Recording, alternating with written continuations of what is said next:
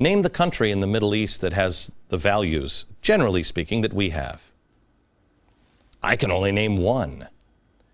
Why are we standing with all those who are against Israel?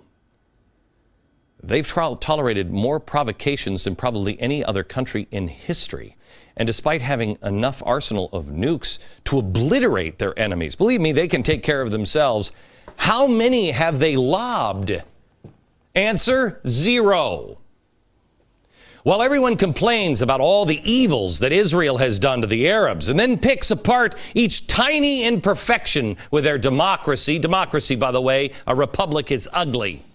Tens of millions of Arabs, tens of millions, have suffered atrocities at the hands of their own countries. Gays are still tortured today and killed.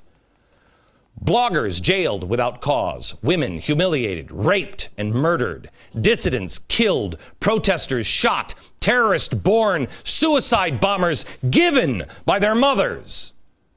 But Israel is the evil one? That's the obstacle to peace?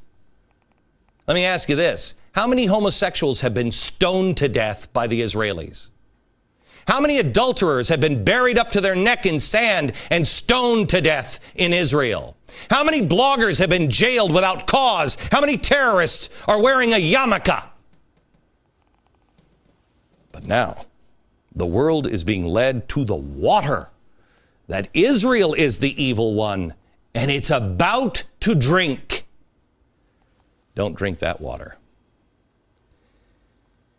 They have measurably, no, it's the Middle East. They have immeasurably more freedom than any other Middle Eastern nation. Women are free to drive. Women and our daughters can walk alone in the streets without being stoned or jailed. You can bring a Bible or a Quran into Israel.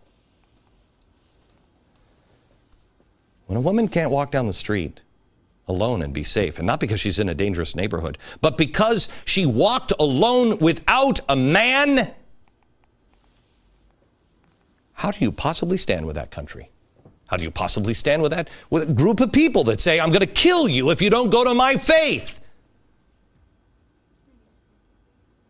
A country that treats women or people who are at all different like a dog. Treats a woman as a piece of furniture or a sexual toy that can be raped, and the courts will allow it. How is it that a country like ours actually listens